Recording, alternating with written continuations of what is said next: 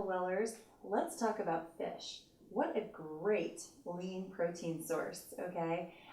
There's a lot of great benefits to fish. We note that individuals who consume fish actually have better cognitive outcomes during their lives, and that's at about once a week. Individuals who replace red meat with fish have better cardiovascular outcomes. So there's great reasons to enjoy fish. So especially those of you who are just really beginning new food choices and experimenting with new foods, it's like a wild, wonderful world of new flavors with fish and seafood. Sometimes there's concerns about cholesterol in some of our shellfish, particularly shrimp.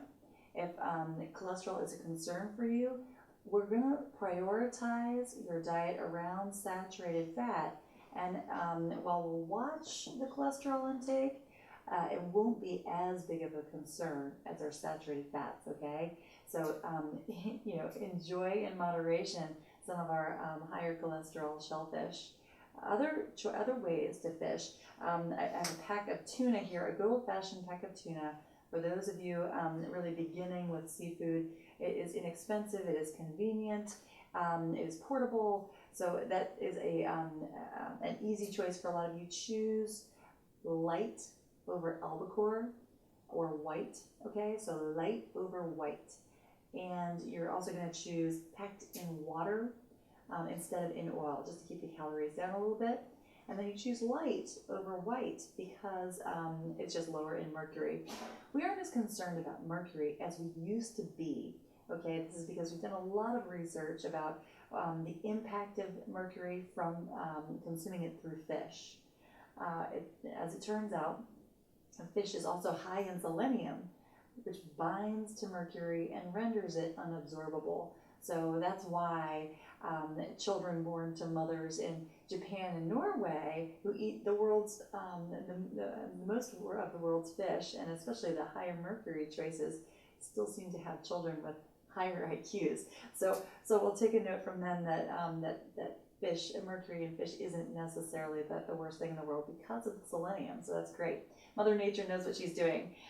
Other easy, simple, portable fish choices are actually good old-fashioned wild sardines, okay? This is a wonderful source of omega-3s. It's sustainable when wild caught, and it also fits really well in your hurricane preparedness if you're here on the East Coast like I am.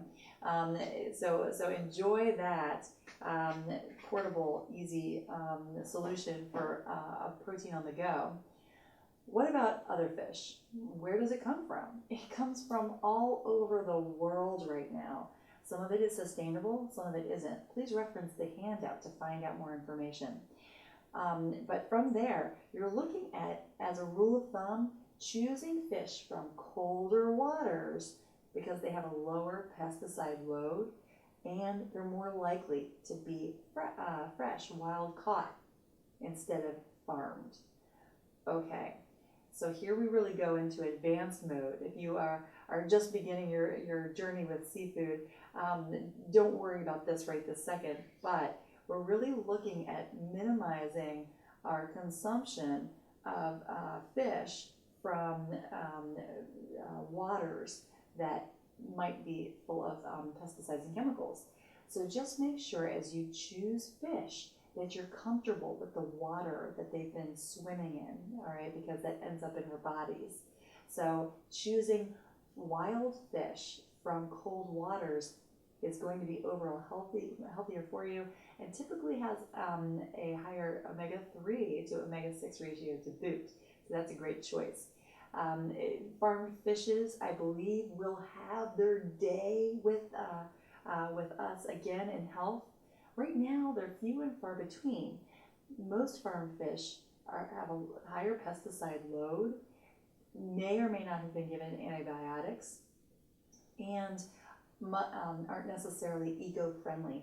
So we're looking at minimizing our consumption of farmed fish unless we're certain about the way that those fish have been farmed, meaning that it's eco-friendly and that it has a lower pesticide load. And I believe that's coming, it's just not widespread yet. Okay, so let's review it again. We're looking at fish from cold waters with higher omega-3 fatty acids that are wild as being our go-to selections. A sockeye salmon would be a great thing if it's wild caught, maybe in Alaskan waters. So that's a wonderful way. Make sure you know where it comes from. Check the label. If there's some tributaries, I think, in Southeast Asia that you might want to avoid, okay? So be comfortable with the water they've come in and enjoy new flavors and new ways of enjoying your protein with seafood and fish. Thanks, guys.